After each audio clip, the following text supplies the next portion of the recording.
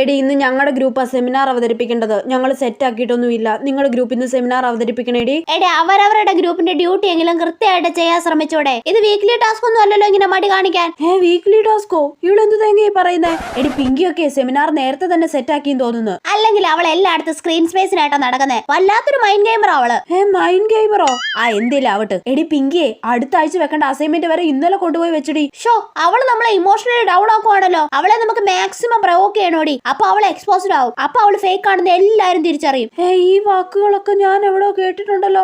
എന്തൊക്കെ പറഞ്ഞാലും പിങ്കി ഒരു പാവല്ലേടി. എന്ത് പാവം? എടി നീ ഇങ്ങനെ ഡബിൾ സ്റ്റാൻഡിൽ എത്തിക്കല്ലേ. നീ എപ്പോഴും ഒരു നിലപാടുള്ളവളായിരിക്കണം കേട്ടല്ലോ. എടി ഇതൊക്കെ അവളുടെ ഒരു സ്ട്രാറ്റജിയാ. ഇതൊക്കെ ബിഗ് ബോസിലെ ഡയലോഗുകളല്ലേ? വെറുതെ അല്ലേ ഇവളെ എപ്പോഴും വാ തുറന്ന ബിഗ് ബോസിലെ ഡയലോഗും പറഞ്ഞ് നടക്കുന്നേ. എന്നാലും പിങ്കിയുടെ ഗെയിം പ്ലേ അപാരം തന്നെയടി. പക്ഷെ അവള് ഫേക്ക് ആണെന്ന് എനിക്കറിയാം. അതുകൊണ്ട് തന്നെ അവൾ അൺഡിസേർവിംഗ് ആടി. ദൈവമേ, ഇവക്ക് ബിഗ് ബോസ് കൊണ്ട് വട്ടായെന്ന് തോന്നുന്നു.